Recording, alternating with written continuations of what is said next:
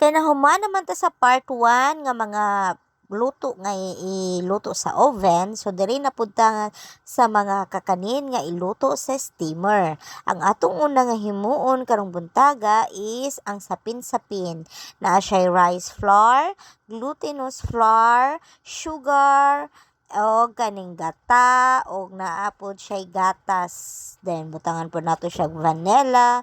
So diri ta nga part kani sa part 2 no, hawoy kaayo diri gyud ta makadako og bukton kay kapoy kay ukay-ukay. So ang ukay-ukay gyud diri no, mo'y tinuod nga struggle is life kaayo. So kana siya oy nahinayon na nimo na siya ukay kay para smooth ang iyahang mixture. Dayon dapat dili siya lasaw, dili pud siya ingon nga kaning espiso kaayo, tama-tama lang. O mao na atong sapin-sapin. Unya butangan pa nato na siya mga flavorings para na ay mga color. Human ana i-strain nato para ma-divide nato into 3 nga mixture. Dayon ana dire-diretso na siya so set aside. Human tikoy roll na dayon. Dinalian gud ni atong lihok, no space for new messages gud ta ani.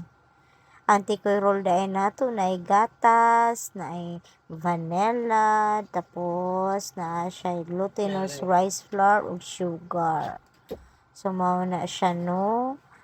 Dapat po ang iyahang consistency dili siya espiso, di pud kaayo siya lasaw. Tama-tama lang tansya lang atong pagbutang sa tubig ani. Ato lang po ni tiloko ni diri sa gatas kay para dili siya masayang. O mao na siya, hinay-hinay lang.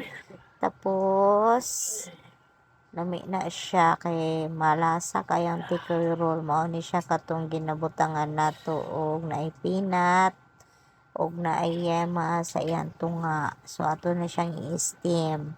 So ibutang nato siya sa ariyahang sudlanan nga naay cover nga cellophane para dili siya mopilit. Gina-coat dai nato na siya og oil. Dayon na ginasala na pud nato, una nato ibutang sa steamer. So samtang clean as you go ta ani. So dire-diretso na gid na siya. Human ana set aside. So ibutang nato na siya dito. So samtang nag-steam ta og tikoy roll, diri na pud ta sa atong padayon nga mixture sa sapin-sapin. I-divide nato siya into 3 para mabutangan nato og mga flavors nga ubi.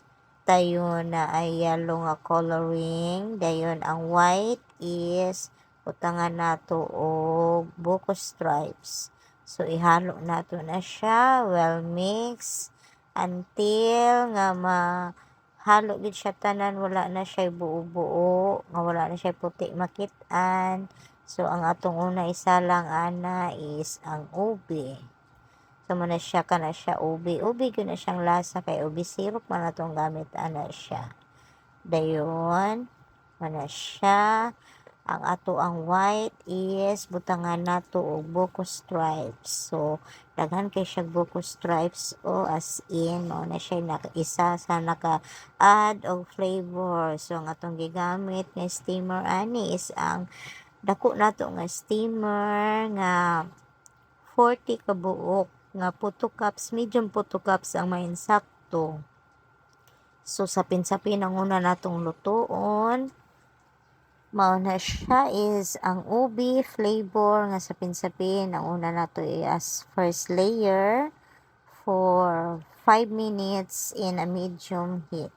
So samtang nakasalang ang sapin-sapin, himo na pud tag puto. So duha ka set nga puto ang atong himuon today, mo nang duha pud siya ka gatas. So samtang nagkuan ta sa gatas, strain pud ta sa ato ang all-purpose flour. Tapos ato na siyang i-strain para dili apil ang iyang mga tibugol ug naamang gani siya yung mga tibugol. Dayon pagkahuman, butangan nato og itlog. tulo ka itlog. Actually, dapat unom na siya. Dayon ay sugar, vanilla, pagkahuman, dili na siya tansyado ang tubig ha. Dapat sukod jud ang tubig ana niya. Mga 5 cups na siya. Ang atong himusukdanan is kaninang lata sa gatas. So, hinay ra na akong halo. Napaspas na sa video kay fast forward man ni siya. So, additionalan na nato na siya itlog. Kay nalimot man ta dapat unom ka itlog. Kay duha man dahil siya ka set nga ato ang puto karon. So, makahimo na siya mga 100 pieces pag naputo. Pagkahuman, ato nang ibutang ang baking powder. So, pag ang baking powder, hinahinay na siya halo-halo. Dayon set aside. Mga i-rest siya for 30 minutes before nato isalang dito sa steamer. So, mauna na siya, i-strain sa nato na siya. Then, i-rest nato for a while ha, before nato lutuon para nindot ang iyahang pagkaluto sa ato ang puto cheese. Hawoy kay na siya diha o kanang mag-ukay-ukay ka, hawoy kay na siya. So, mauna na siya, set aside, then ready na ta para ma-steam na nato ang ato ang mga mixture. Salamat! Follow, like, and share only from Jang's Kitchen.